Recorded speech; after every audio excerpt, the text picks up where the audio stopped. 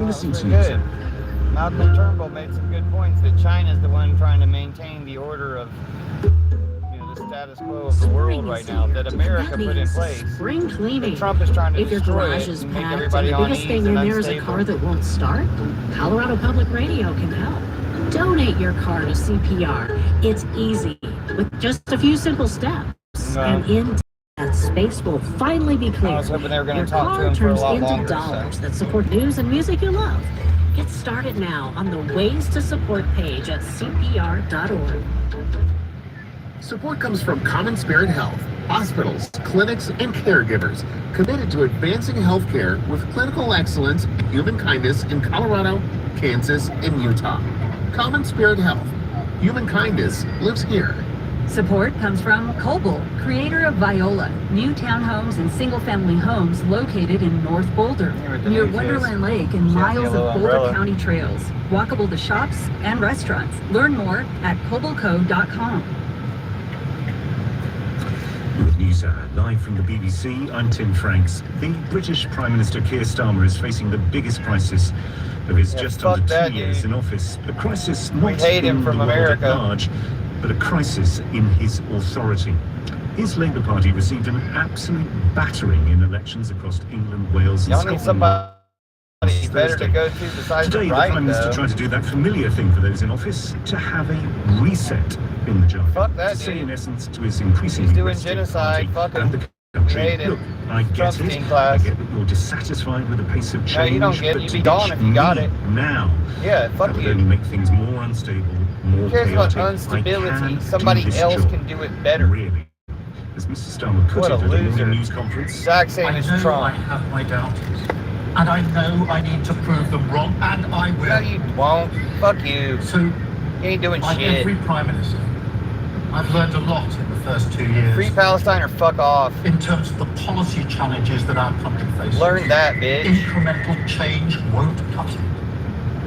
On growth, You ain't doing anything revolutionary. Europe, energy. You're talking about stability. We need a bigger response than we anticipated in 2024. You ain't standing up to Trump. You ain't hitting The on problem for the shit. Prime Minister and his team, more and more Labour members of Parliament are saying openly that they're not convinced. At the latest BBC count, there's 61 of them. To put that in context, there are just over 400 Labour MPs in all in Parliament. Don't forget the huge majority in the House of Commons back in 2024. Our UK political correspondent is Rob Watson. So, Rob, the question is, how much trouble is he in?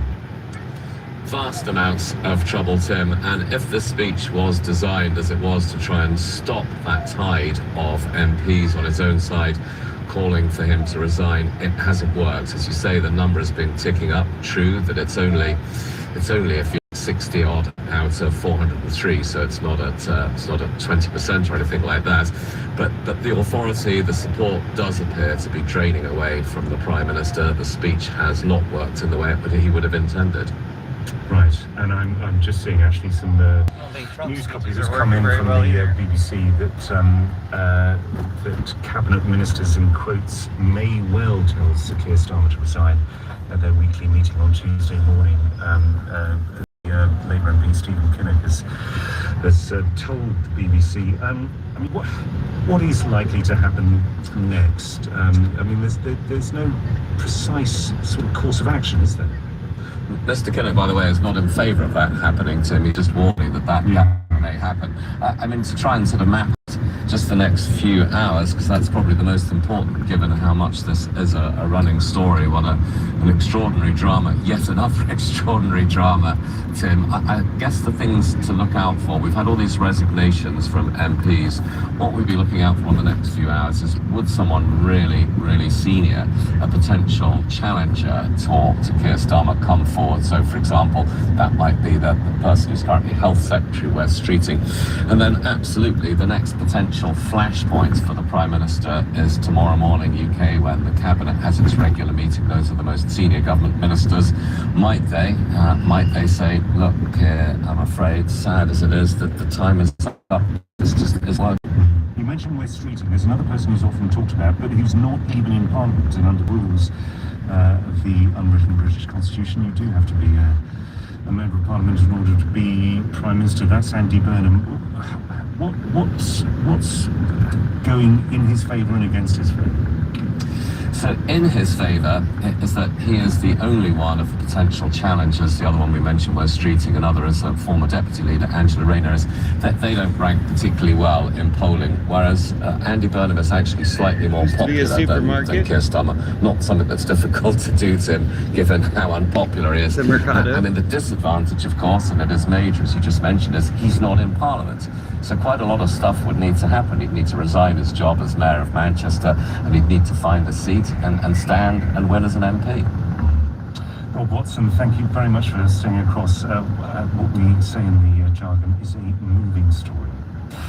Now, a painting stolen from a Jewish art collector by the Nazis has been found 80 years after their reign of terror and plunder. And what's remarkable is that it's been found in the home of descendants of a notorious Dutch Nazi collaborator. It's called Portrait of a Young Girl by the Dutch artist Toon Kelder, and according to the art detective who located it, it's remained through all those decades in the family home of General Henrik Seifert, an infamous Waffen-SS unit commander. The painting had originally belonged to the Jewish art dealer Jacques Goudsticker, who died while trying to flee the Nazi invasion of the Netherlands in 1940. The art detective who has unravelled this mystery is Arthur Brand. He joins me now. Arthur, welcome to the programme.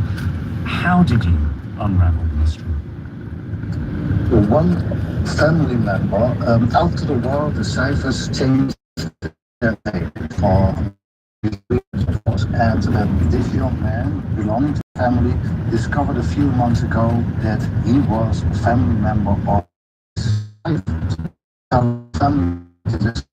And then the granddaughter of Seifert, who's also related to this man, showed him a painting in the home and said, "This is painting belonging to Goudsticker, a very famous Jewish collector." Imagine how long they'll be recovering the stuff that ICE is stealing from people. In our home, and this must be our family's, but we can never sell it.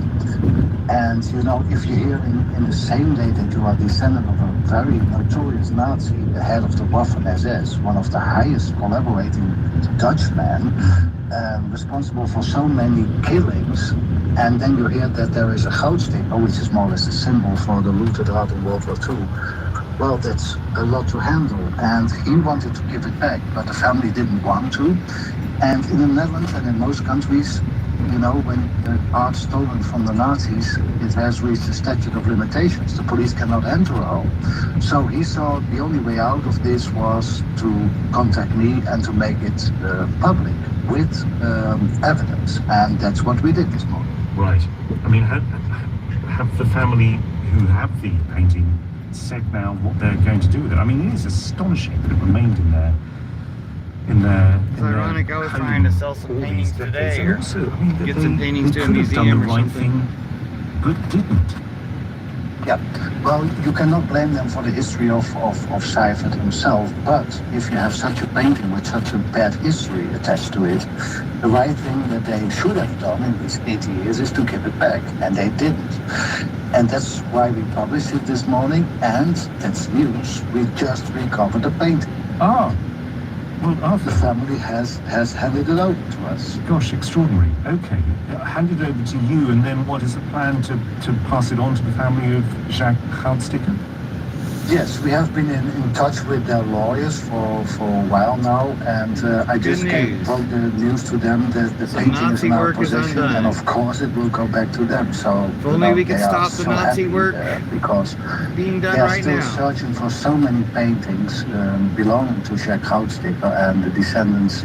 And now every time when something shows up and it is being returned, you know, they are happy. It's such a sad family history, you know. A man with so many paintings, he flees to England, he dies during this trip, and then Göring, the second in command of the Third Reich, confiscates all his paintings, you know, and it's always a sad story. So they are very, very happy that we now have possession of the painting, and that was our goal, you know, to put pressure on them.